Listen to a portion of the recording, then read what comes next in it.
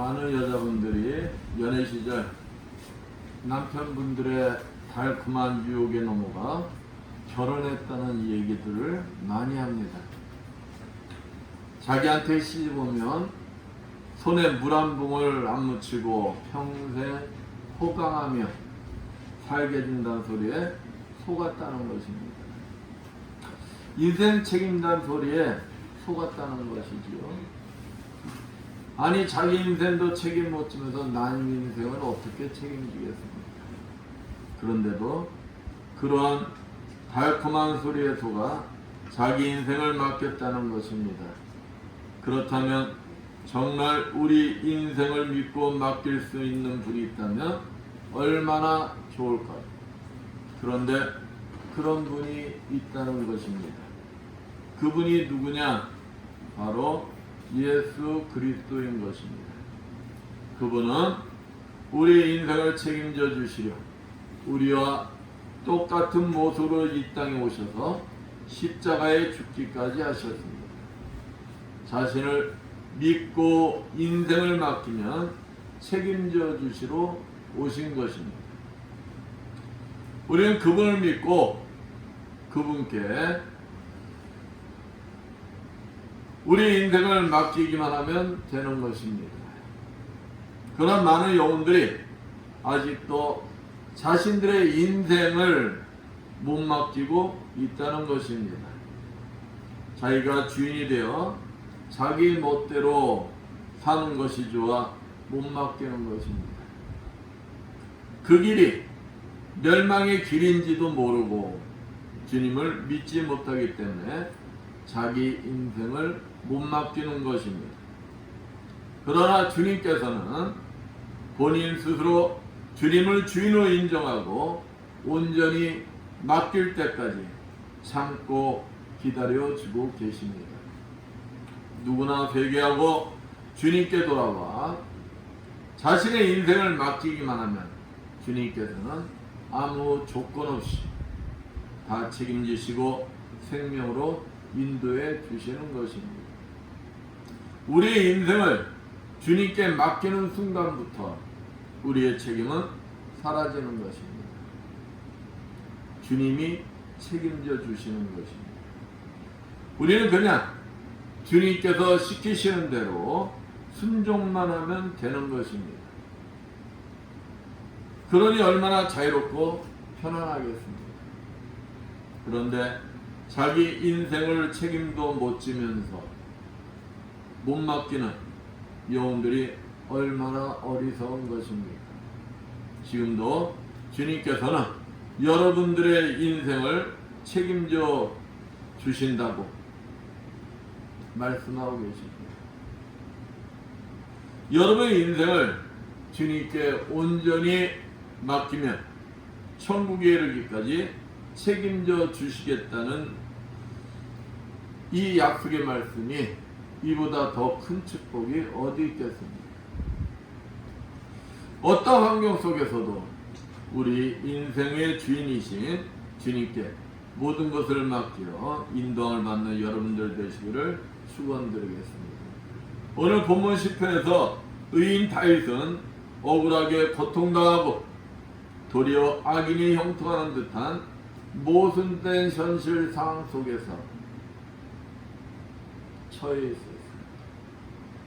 하나님에 대한 의문을 갖기 좋은 처지입니다. 그러나 다윗은 이러한 상황 속에서도 하나님의 주권적인 공의의 섭리는 계속되고 있습니다.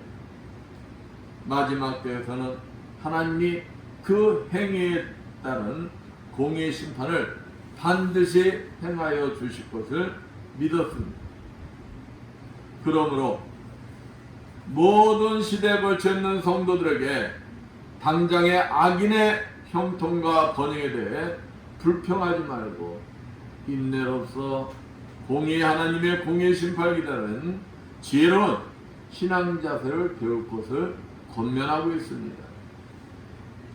오늘 말씀을 통하여 모든 것을 이겨내는 지혜로운 신앙의 자세에 대해 알아보면서 함께 은혜를 나누기로 하겠습니다.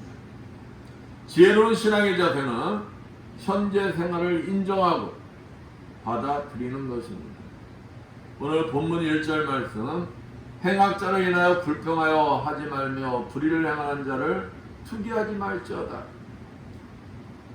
다윗은 아무리 악한 자들의 파괴적인 행동 때문에 현재 내가 어떠한 해를 당했더라도 속상해하지도 말고 그들에게 태양치도 말고 불의한 자들이 곁으로 보기에 화려하고 거창한 일들을 행할지라도 그것을 부러워하지 말라는 것입니다. 그것뿐만이 아닙니다. 본문 7절 말씀 보겠습니다. 여호와 앞에 잠잠하고 참아 기다리라. 자기 길이 형통하며 악한 꾀를 이는 자를 인하여 불평하지 말지어다. 또 분을 그치고 너를 버리라. 불평하여 말라. 행하게 치우칠 뿐이라. 불의한 자의 일시적인 형통함을 보고 속상해하거나 악한 자들의 계획이 이루어진다고 좌절하지 말라고 거듭 말하고 있습니다. 더 중요한 것은 이때 노여하거나 화를 내서는 안 된다는 것입니다. 근데 이것이 쉬워요? 쉽지가 않잖아요. 우리 인간은 남이 잘 되면 나도 모르게 부러워하고 배 아파하는 게 속성입니다. 그래서 옛말에 사돈이 땅을 사면 뭐하다 그러죠? 배 아파한다 그러죠. 더군다나 남이 악한 행위에서 잘 되면 더 가만히 있지 못하죠. 바로 내가 정의로운 의인이 돼서 판단하고 정죄하거나 여기저기 다니며 뭐하기 바쁠까요? 비방하기 바쁠 겁니다. 더 나아가서 내 신앙의 회의가 들면 하나님까지 원망하게 되는 것입니다. 나는 신앙생활 열심히 했는데도 이 모양이 있고,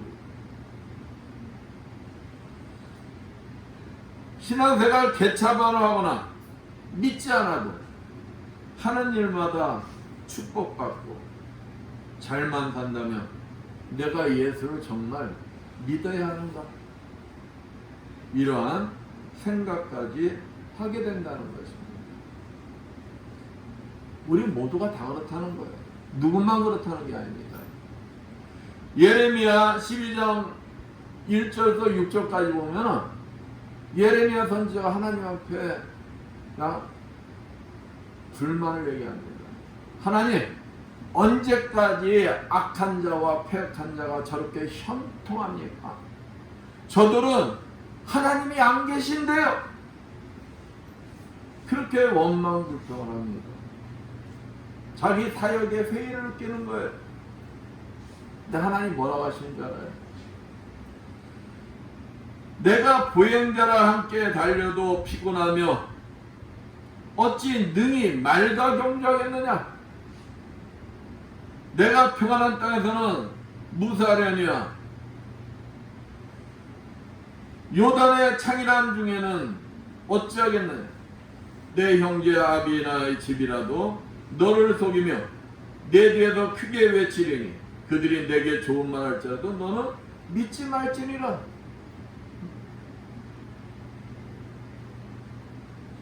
야, 보행자 서로 걸어갈 때 서로 걷는 사람들 있잖아. 달리는데 그거는 아무것도 아니라는 거예요.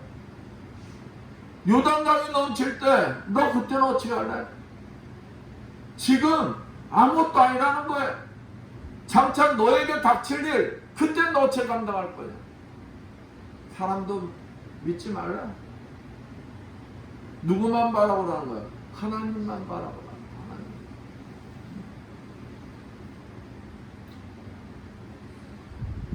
하나님께 나의 인생을 모두 맡기는 그리스도인은 절대로 그래서는 안 된다는 거예요. 내 현실을 그냥 인정하고 받아들이라는 것입니다. 그렇다고 비겁해지라는 것도 무조건 피하거나 불법과 타협하라는 것이 아니에요. 다만 내가 서 있는 곳에서 하나님 말씀대로 최선을 다하라는 것입니다. 그렇다면 그 이유가 무엇일까요? 그것은 내가 불평하며 노와 분을 내면 내가 아무리 잘못을 안 하였다 할지라도 그 자체가 죄를 범하게 되기 때문인 것입니다. 악한 자들에 대해 악으로 대항하는 것이 당연한 것 같은데 그 행위가 곧 죄가 되어 하나님과의 관계가 끊어진다는 것입니다. 그래서 우리 그리스도는 로마서 12장 19절 말씀처럼 하나님께 모든 것을 맡기고 로마서 12장 21절 말씀처럼 악에 대하여 악으로 대항하지 말고 선으로 악을 이기라는 것입니다. 그래서 본문 7절 말씀처럼 하나님 앞에 잠잠히 참고 기다리라는 것입니다.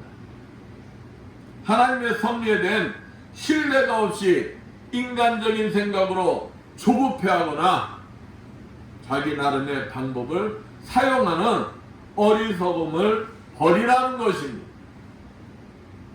하나님의 궁극적인 공의의 심판을 믿는 가운데 모든 것을 그분 뜻에 맡기고 심령의 평안을 누리며 기다리라는 것입니다. 그러려면 내가 현재의 상태를 인정하고 받아들여야 하는 것입니다. 곧 하나님이 주신 현 상황에 원망 불평할 것이 아니라 그대로 받아들이고 그것을 대로 발전시켜 나가야 하는 것입니다. 에베소서 4장 13절 말씀처럼 우리의 신앙이 예수 그리스도의 장성한 분량에 이르도록 성장 성숙해져 가는 것입니다. 현재 가시의 아픔을 참고 품으며 섬길 때에 하나님께서 행하시어 나에게 그것이 되려 유익하게 되는 것입니다.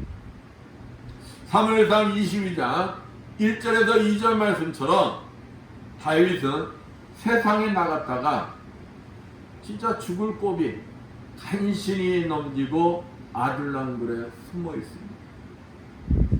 그런데 그 소문을 듣고 그 형제와 아비의 온 집안 식구들 및 환난당한 모든 자와 빚진 자와 마음이 원통한 자 400명이 몰려옵니다. 한번 생각해보세요. 지금 다윗은 어떤 신분입니까? 도망자 신분이에요. 사울왕이 쫓아오면 언제든지 도망가야 할 자예요. 자기 몸 하나 보존하기도 힘든 상태인데 몇 명? 400명. 그들을 어떻게 하거든요? 여러분들 같으면 어떻게 하시겠어요? 그러나 다윗 왕은 현실을 받아들입니다.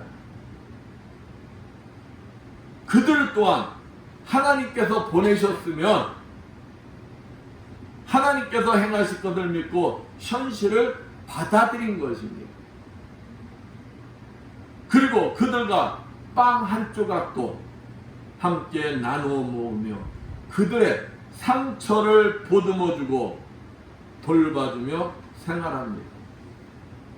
그랬더니 하나님께서 그들을 용사와 모사로 변화시켜 하나님의 일꾼으로 세우십니다. 이와 같이 현실을 인정하고 최선을 다할 때 하나님께서는 그 속에서 하나님의 뜻을 이루시는 것을 볼 수가 있습니다. 본문 2절 말씀 봅니다. 저희는 풀과 같이 속히 뱀을 볼 것이며 푸른 채소같이 세잔할 것이미로다. 풀이나 채소가 한철에는 무성하도록 자라지만 그 시기가 지나면 시들어 말라버리듯 마찬가지로 악인의 형통함은 이러한 풀과 채소처럼 일시적이며 영원한 것이 못 된다는 것입니다. 주어진 현재 생활을 믿음으로 받아들이고 있는 곳에서 최선을 다하며 하나님께 나의 인생을 온전히 맡기는 지혜로운 신앙자세를 가지는 여러분들 되시길 축원드리겠습니다. 그러기 위해서는 우리 그리스도인은 말씀에 서 있어야 한다는 것입니다. 본문 3절 말씀, 여호와를 의뢰하여 선을 행하라. 땅에 거하여 그의 성실로 식물을 삼을지어다. 다윗은 모든 세대에 걸쳐있는 성도들에게 이 땅에 사는 동안 하나님을 굳게 믿고 착한 일을 하면서 주님의 모습을 닮아가는 삶을 살 것을 지금 권면하고 있어요. 그러려면 우선 우리가 먼저 해야 할 일이 무엇이냐? 말씀에 서 있어야 한다는 것입니다. 말씀에 서 있어야 하나님의 신실하심을 알고 믿을 수가 있는 것입니다. 그러한 자가 여호와를 의뢰하며 선을 행할 수가 있는 것입니다. 민수기 23장 19절 말씀처럼 하나님은 당신의 백성들과 맺으신 언약을 성실히 이행하시고 그에 따른 축복을 주셨습니다.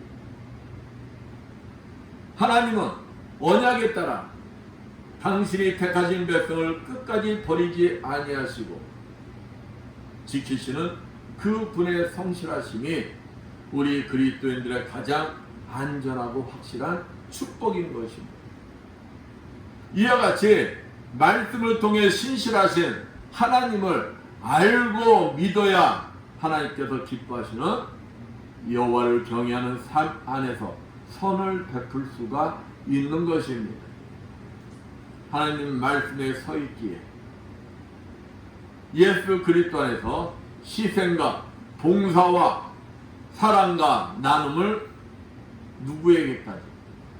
원수에게까지 기쁨으로 베풀 수가 있는 것입니다. 그러나 말씀에서 벗어날 때는 절대 타협하지 않고 말씀대로 행하는 것이 예수 그리스도 안에서의 진정한 선인 것입니다. 여호와를 떠난 행위는 결코 선이 될 수가 없는 것입니다. 세상에도 예수를 믿지 않아도 선을 베푸는 사람들이 많이 있습니다. 자선사업하는 사람들이 많이 있습니다. 그러나 예수 그리스도가 없는 선은 결국 자기 자신을 위한 선이 되고 생명이 될 수가 없는 것입니다. 이와 같이 예수 그리스도가 없는 선은 진정한 선이 될 수가 없는 것입니다. 말씀에 서 있는 자만이 믿음 속에 하나님을 진정 의뢰하며 기뻐하는 선을 행할 수가 있는 것입니다. 이렇게 하나님을 의뢰하며 선을 행할 때 진정한 기쁨을 누리게 되는 것은 본문 4절 말씀 봅니다. 또 여호와를 기뻐하라. 저가 내 마음의 소원을 이루어 주시리로다.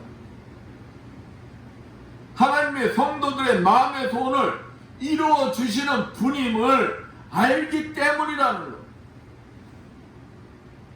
우리의 심령을 관찰하시는 하나님을 믿기에 누가 알아주든 안 알아주든 하나님을 의뢰하며 선을 행하는 자는 기쁨을 누릴 수가 있다는 것입니다. 이렇듯 하나님 말씀에 서 있는 자만이 본문 5절 말씀, 너의 길을 여호와께 맡기라. 저를 의지하면 저가 이루시고, 하나님께 자신의 인생을 온전히 맡길 수가 있다는 것입니다. 자신의 인생을 하나님께 맡기면 하나님께서 선하신 뜻에 따라 가장 좋은 길로 인도하여 주시는 분임을 알고 있기에 그분을 전적으로 신뢰하며 그분의 말씀대로 무조건 순종할 수가 있는 것입니다. 이와 같이 하나님을 전적으로 믿고 의지하여 자신의 인생을 맡기면 하나님께서 책임져 주신다는 것입니다. 본문 6절 말씀 봅니다. 내 의를 빛같이 나타내시며 내 공의를 정오의 빛같이 하시리로다. 중천에 해가 높이 떴을 때 가장 강력한 빛을 발합니다. 하나님께서는 자신을 의뢰하고 맡기는 자에게 이와 같이 지극한 영광으로 덧입혀 주신다는 것입니다. 하나님께 전적으로 의지하는 것 자체가 하나님 앞에 의롭다 여김을 받게 되는 것입니다. 사랑하는 성도 여러분, 여러분은 어떻습니까? 하나님을 전적으로 의지하고 여러분의 인생을 하나님께 맡기고 있습니까? 그렇다면 여러분 삶 속에는 분과 노가 없어야 한다는 것입니다. 내 감정에 요동치지 아니하고 항상 기쁨이 넘쳐나야 한다는 것입니다. 그러한 삶이 내가 하나님 말씀 위에 하나님을 전적으로 믿고 의지하고 있다는 증거인 것입니다. 그래야 할 때 하나님께서 여러분의 인생을 뭐 해주신다고요? 책임져 주신다는 책임져 주신다. 그런데 아직도 환경에 따라 내 감정이 요동치고 분과 노가 올라오고 기쁨이 없다면 아직 내 인생을 주님께 온전히 못 맡겼다는 것입니다.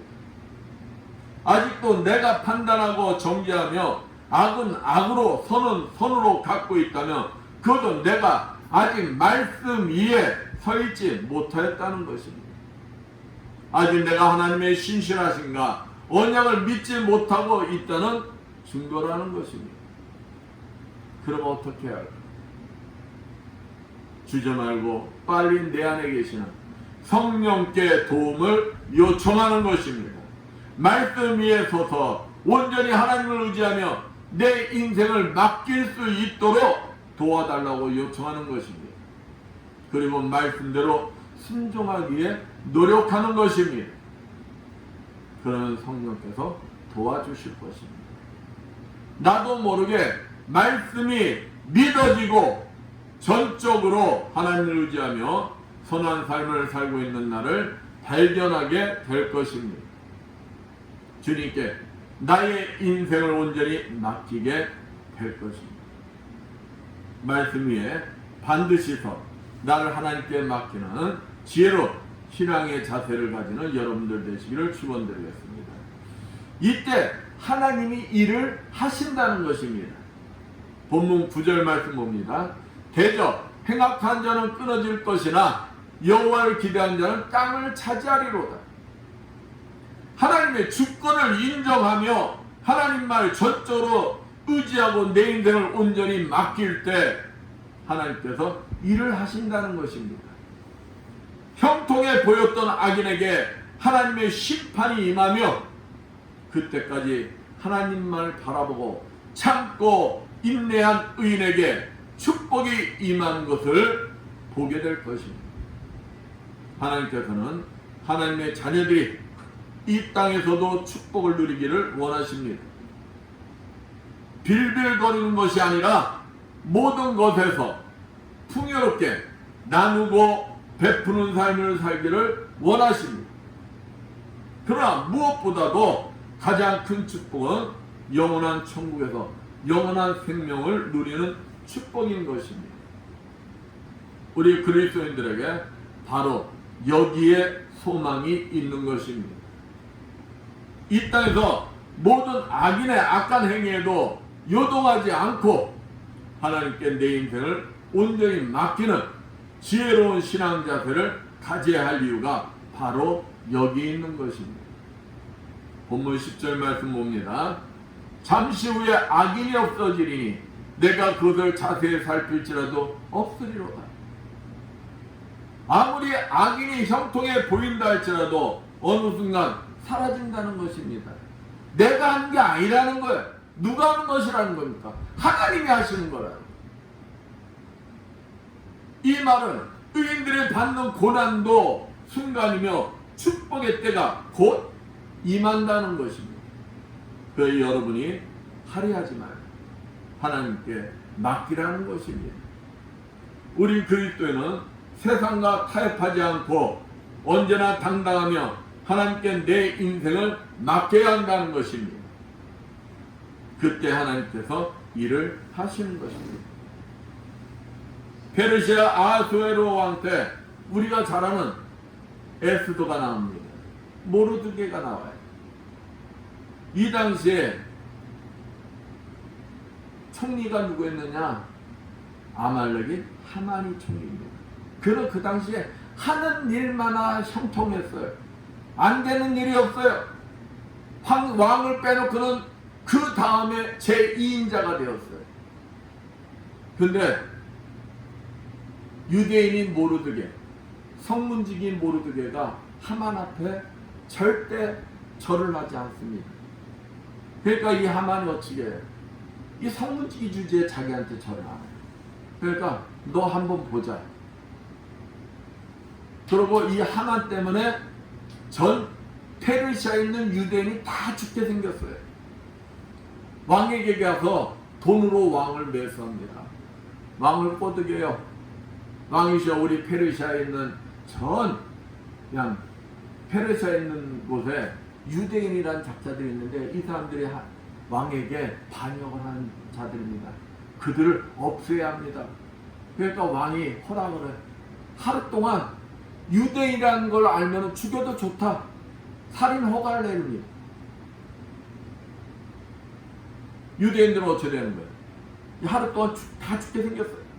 그때 그들이 할 수 있는 것은 무엇이냐? 하나님 앞에 하나님이 하실 것을 믿고 기도하는 것밖에 없어요. 하나님을 의지하며 기도할 때 하나님이 일을 하시는 것을 우리는 보게 됩니다. 유대인을 죽이려 했던 하만이 모르드게를 달아 죽이려 했던 곳에서 자기가 죽임을 당해요.